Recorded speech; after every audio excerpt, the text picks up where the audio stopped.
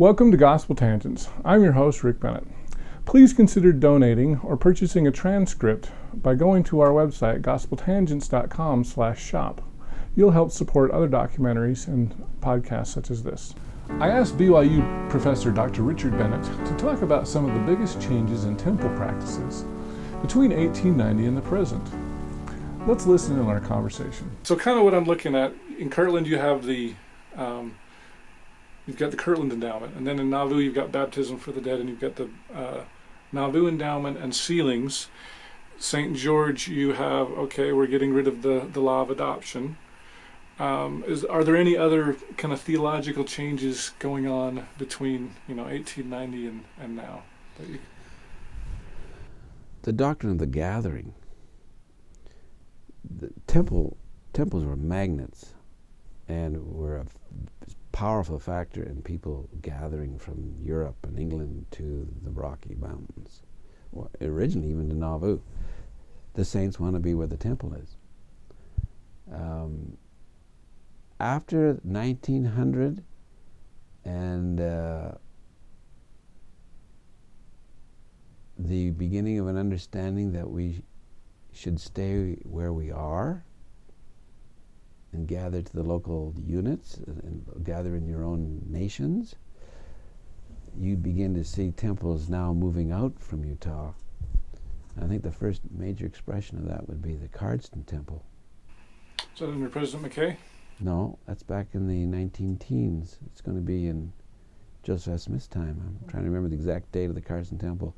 But to actually build a temple in another country, that the people would gather there, is a signal of changing place of temples as a gathering force for the church in different nations. And of course, the whole story of temples in modern times has been building temples where the saints are, especially under President Hinckley. Is they are to gather to the temples in their own nations.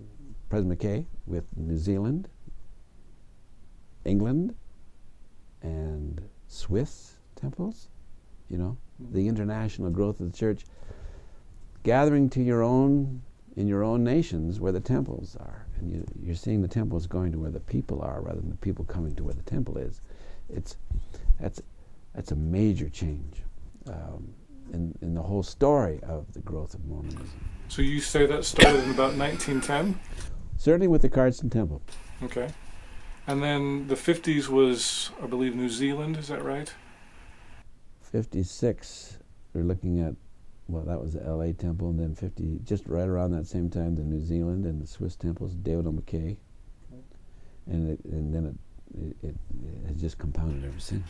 And then President Hinckley just went like a rocket. Yes, under President Hinckley, there's no question that the internationalization of the church, President McKay's vision of it, really solidifies it with him, and the taking of the temple to where the people are. But this thing about the gathering, the doctrine of gathering in the temples, goes clear back to Kirtland. That's why they were gathering there, was because of the temple. That's why they gathered to Nauvoo, all the saints coming from England, right? And that's why they're gathering to the Rocky Mountains, because the temple is a very, very... It wasn't only an economic reason for them gathering. There was no question about the economic factor. It's going to be maybe a better life than we had in Devonshire, in those days. But the spiritual aspect of it is going to be the temple. And are we going to give up this for whatever reason? You see what I mean? Yeah. In Greg Prince's biography on President McKay, there was a very interesting story about a proposal for a temple ship. Do you know that story very well? I know the story. Like a hope ship. It had a lot of traction at one time. Pretty hard to keep sacred a ship, though. And I think that was the thing that sunk it. The idea that, we can have this boat that would be a dedicated temple. And it had the reason it had traction is that it could go to places where the saints were. You could go to the islands and different countries all over the world. But I think they were, I don't know.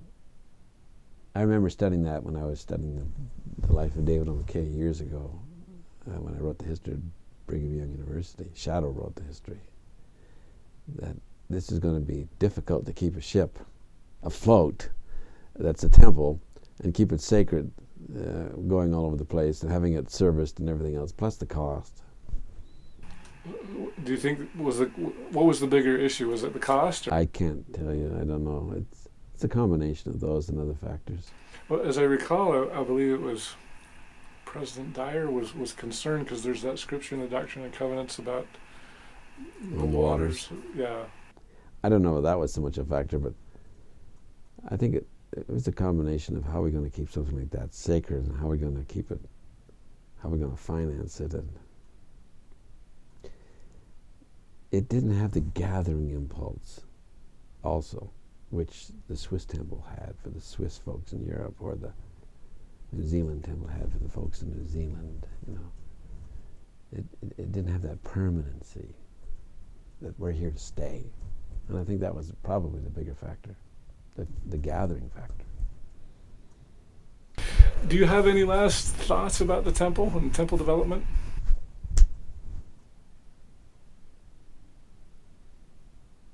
Well, we didn't get into the whole idea that temples preceded the Kirtland temple.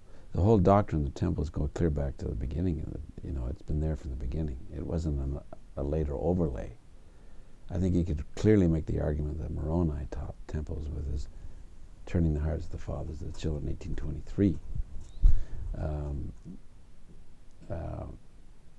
Sister Beck makes that point in one of her talks very, very well, that the doctrine of eternal salvation for the dead goes clear back to Moroni. Glad tidings from Cumorah. And you know, there's a clear, I make the argument in this forthcoming book that there is a clear connection between the very, very beginning of Mormonism and what's happening in temple work today. It's the same church as it was from the very beginning. Contrary to some critics say, oh, gee, we're hardly the same church at all. By looking at plural marriage, you might argue that. But if you look at temple work and how it developed and how it was understood by those early leaders of the church, I make the argument, and I think it's very clear that it was there it was in our DNA from the start. Oh, great.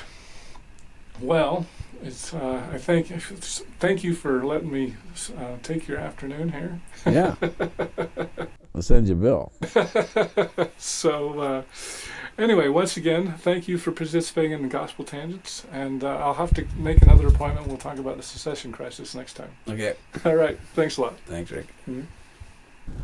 I'd like to thank BYU Church history professor Dr. Richard Bennett for spending so much time with us and talking about the evolution of temple worship over the years. I hope you enjoyed the discussion as much as I did. In our next conversation, we're going to move to the University of Memphis and Dr. Darren Smith. He's recently written a book about how race and religion collide.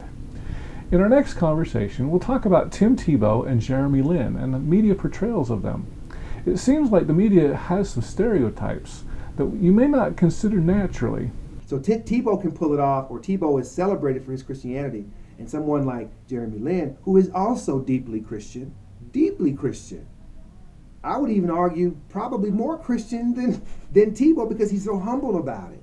He doesn't parade it around. But we weren't interested in that.